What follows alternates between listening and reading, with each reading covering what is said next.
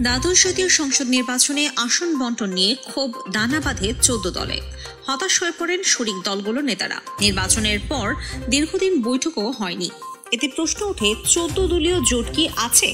খোদ জোট নেত্রী শেখ হাসিনাকেও সেটির উত্তর দিতে হয়। এরপর গত 23 মে 14 দলের বৈঠকে সব ক্ষোভ উগরে দেন জোট শরিকরা।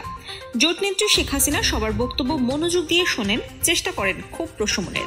জোটগত পথ চলার প্রয়োজন তুলে ধরে ঐক্যবদ্ধ থাকার উপর জোর দেন। বৈঠকের পর ক্ষোভ উগরে দিয়ে সন্তুষ্ট শরিক নেতারা। তবে পরবর্তী কর্মসূচিতে নজর রাখবে শরিক দলগুলো। তাদের কতটা গুরুত্ব দেওয়া হয় বা সমান মর্যাদা দেওয়া হয় কিনা এসব দেখে পরবর্তী সিদ্ধান্ত নেবেন তারা। জোট নেতারা চান 14 দল আগের মতো সক্রিয় হোক, রাজনৈতিক কর্মসূচি নিয়ে মাঠে থাকুক, ইনডোর আউটডোর সভা হোক। জোট সূত্রে জানা গেছে, কয়েকদিনের মধ্যে সমন্বয়কের নেতৃত্বে বৈঠকে বসবেন জোট নেতারা। সেই বৈঠকে কর্মসূচি নির্ধারণ করে তা বাস্তবায়নে মাঠে নামবেন তারা। তবে শরিক দলগুলোর নেতারা ক্ষোভ প্রকাশ করে বলেন, আগে জোট সমন্বয়ক প্রয়াত মোহাম্মদ নাসিম ঘন ঘন সভা করতেন, তাদের ডাকতেন। তার মৃত্যুর পর জোটের সমন্বয়কের দায়িত্ব পান আওয়ামী লীগের উপদেষ্টা পরিষদের সদস্য আমির হোসেন আমু।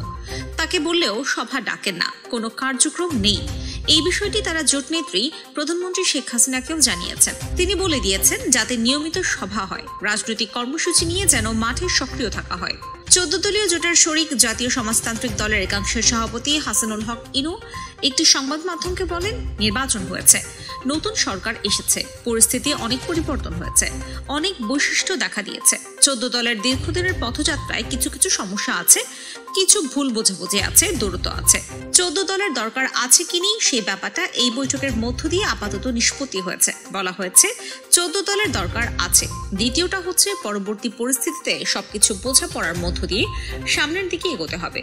সেরকম একটা সিদ্ধান্ত হয়েছে। সামনের দিকে আরো উপর্যুপরি বৈঠক হবে, তার ভিত্তিতে একটা কাজের পদ্ধতি নির্ধারণ হবে। জোটের আরেক শরিক তরিকত ফেডারেশনের চেয়ারম্যান সৈয়দ নজিবুল বশর ময়েজ ভান্ডারী এক সংবাদ মাধ্যমকে বলেন, আমাদের হতাশা যাচ্ছিল, আমরা জোট নেত্রীকে বলেছি, প্রাথমিক সন্তুষ্টি হলো কথা বলতে পেরেছি। 14 দলের আদৌ প্রয়োজন আছে কিনা, দল বা উনি প্রয়োজন মনে করেন কিনা, আর মনে করলেও উনার দলের নেতারা কথাবার্তায় সংযুক্ত থাকা উচিত, ভাষা ঠিক রাখা উচিত। এটা উনি স্বীকার করেছেন যে জোটের প্রয়োজন আছে। তিনি এও বলেছেন, আগামী দিন প্রচন্ড চাপ আছে বহির্বিশ্বের, তাদের উৎখাত করার চেষ্টা চলছে, সেজন্য 14 দলীয় জোট নিয়ে এগোতে হবে। নজিবুল বশর আরো বলেন, 14 দলীয় জোটের কর্মসূচির বিষয়ে আমরা কথা বলেছি। আমি অভিযোগই করেছি, আগে নাসিম ভাই থাকতে জোটের সভা ডাকা হতো, কারো অপেক্ষায় থাকতেন না। এখন আমু ভাই আমরা বললেও সভা ডাকেন না। জোট নেত্রী জোট সমন্বয়ককে শিগগিরই সভা ডাকতে বলেছেন। এরই মধ্যে সভা ডাকারও কথা, এখন কি করে দেখি। এটা মনে রাখতে হবে, 14 দলীয় জোট আওয়ামী লীগের নেতৃত্বাধীন। ওনারা সক্রিয় না হলে আমাদের সক্রিয় হওয়ার সুযোগ নেই।